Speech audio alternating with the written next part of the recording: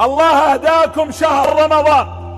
اليوم أنهينا 20 يوم، الليلة ليلة 21، يعني ذهب الثلثين وبقي ثلث، وباقي ثلث واحد.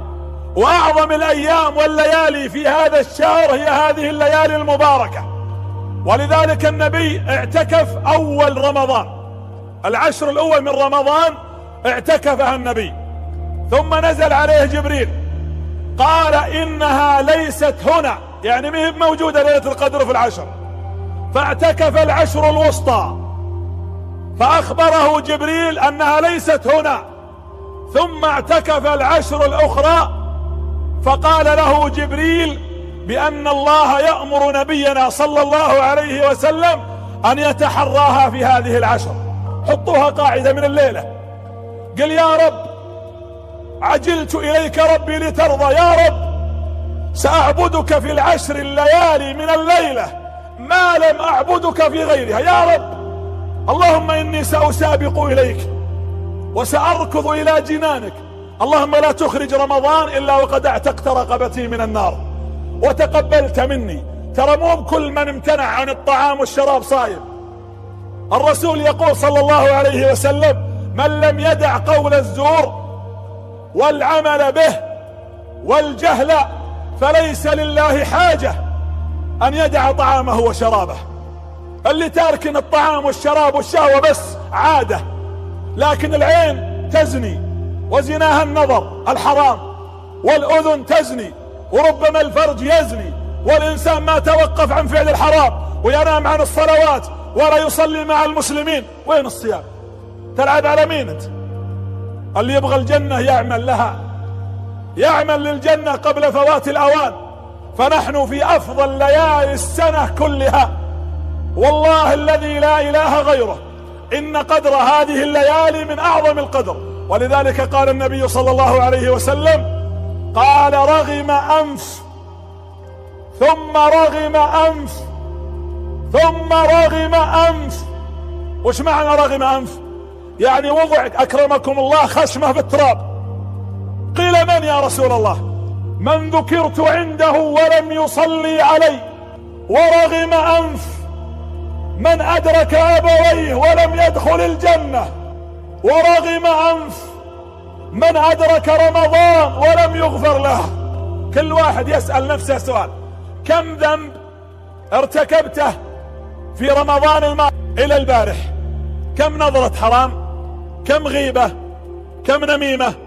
كم حسدت من إنسان؟ كم وكم عدد. إذا جلس الإنسان يتذكر ذنوبه ربما يغمى عليه من كثرتها. لاحظ أنك لو تقوم ليلة القدر ليلة واحدة بس تقومها إيمان واحتساب، والله العظيم يغفر لك ما تقدم من ذنبك. تبغون نعيش ليلة القدر؟ أنا بعيشكم أجواء ليلة القدر ثم أختم كلمتي. الله يقول إنا أنزلناه إيش؟ في ليلة القدر. وش اللي نزل في ليلة القدر؟ وش؟ جاوبوا. القرآن. طيب وش أفضل؟ هل القرآن هو الذي فضل رمضان ولا رمضان فضل القرآن؟ يعني رمضان أعطى القرآن قيمة ولا القرآن أعطى رمضان قيمة؟ القرآن هو الذي أعطى رمضان قيمة لأنه نزل القرآن فيه. طيب كيف يقول الله إنا أنزلناه في ليلة القدر؟ هل القرآن نزل على النبي في ليلة واحدة ولا نزل طوال دعوته صلى الله عليه وسلم 23 سنة؟ نزل على النبي في 23 سنة.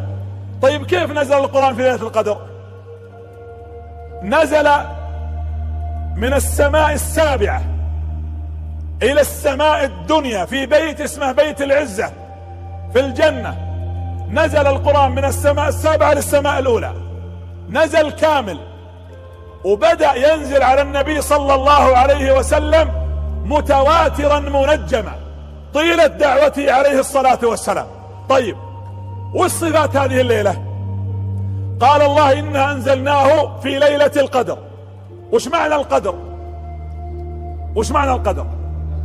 تحمل معنيين. المعنى الأول ذكرت المكانة، سمو قدرها لمكانتها، وتحمل معنى ثاني أن الله يقدر فيها مقادير العباد في هذه السنة القادمة.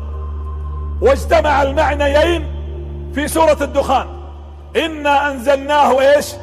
في ليلة مباركة فيها بركة، إنا كنا منزلين. قال الله: فيها يفرق كل أمر حكيم. في هذه الليلة. وبعض الناس يحرم نفسه. قال الله: في ليلة القدر. وما أدراك ما ليلة القدر؟ كم من الأشياء تقول ليلة القدر كبيرة وعظيمة، لكن الله يعظمها في أمر أنت ما تعرف قدر الأجر فيها. يا جماعة، النبي لما قال: وإن لله كل ليلة عتقاء من النار، كل ليلة، الله يجعلني وإياكم من هؤلاء. ثم قال النبي: وإذا جاء آخر ليلة من رمضان أعتق الله فيها ما لم يعتق في غيرها.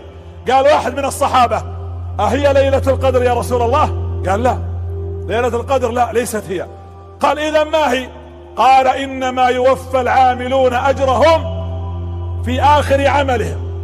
هذه الليلة الله من قدرها العظيم أتحداك تقدر ما فيها من الفضائل والبركة. ولذلك قال: وما أدراك ما ليلة القدر. ما تدري أنت، ما تعرف قدرها. ثم قال: ليلة القدر خير، يعني أفضل من كم شهر؟ 1000 شهر. كم سنة تطلع؟ 84 سنة. يعني السجدة والركعة فيها كأنك سجدت وركعت لله 84 عام. الدمعة في ليلة القدر كأنك بكيت 84 سنة من خشية الله. الصدقة في ليلة القدر كأنك تصدقت 84 سنة، كأنك صليتها وصمتها وقمتها وفعلت كل البر والطاعات فيها، خير من 1000 شهر. طيب وش وصفها؟ تنزل الملائكة مو بواحد، عدد. وقيل، شوفوا هذا الكلام ترى مهم، يقولوا العلماء إن الله يصطفي من السماء خلق ومن الأرض خلق. يصطفي من السماء ملائكة ما يعرفون مين، يعني زي المنتدبين، الملك فلان الملك فلان الملك فلان الملك فلان، أنتم تنزلون ليلة القدر 1436 في الأرض. هذا اصطفاء. طيب من ينالها من أهل الأرض؟ فلان وفلان وفلانة وفلان في أبقاع الأرض من المسلمين ينالون قدرها وبركتها، اللهم اجعلنا منهم. تنزل الملائكة ومن معهم والروح جبريل. ترى جبريل منذ أن مات النبي صلى الله عليه وسلم آخر ما نزل يوم وفاة الرسول، ثم جلس ينزل كل سنة مرة. جبريل ما ينزل على الأرض بعد وفاة الرسول إلا كل سنة مرة، اللي هي ليلة القدر.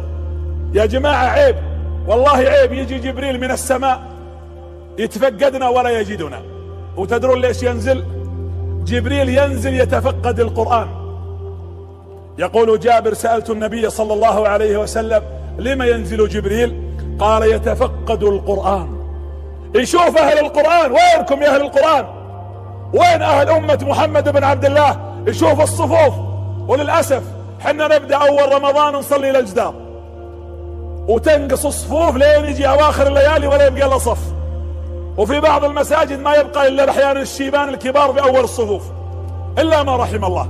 مع العلم أنها المفروض أكثر. الخيل إذا كانت تريد السباق تجدها تركض وتجمح، وإذا اقتربت من خط النهاية توقف ولا تركض أكثر، تزيد في السرعة حتى تصل إلى نقطة الفوز. وحنا ليش نكون العكس؟ حنا مثل الخيل التي تسابق في هذا الشهر، إذا قربنا من النهاية ما نفتر، بل نسرع ونسابق ونسارع ونتقدم. اللي يقبل على كريم يفلس؟ لا والله، الذي يقبل على الكريم يبشر بالخيرات والعطايا والإكرام، فإنه الكريم جل في علاه. اللهم أكرمنا بالعتق من النيران. اللهم يا حي يا قيوم يا ذا الجلال والإكرام، أكرمنا في هذا الشهر العظيم بأن تعتق رقابنا ووالدينا من النار. اللهم اعتق رقابنا وآبائنا وأمهاتنا من النار. اللهم اجعلنا من عتقائك من النار يا رب العالمين. اللهم تقبل صيامنا وتقبل قيامنا وتقبل دعاءنا وتقبل صالح أعمالنا.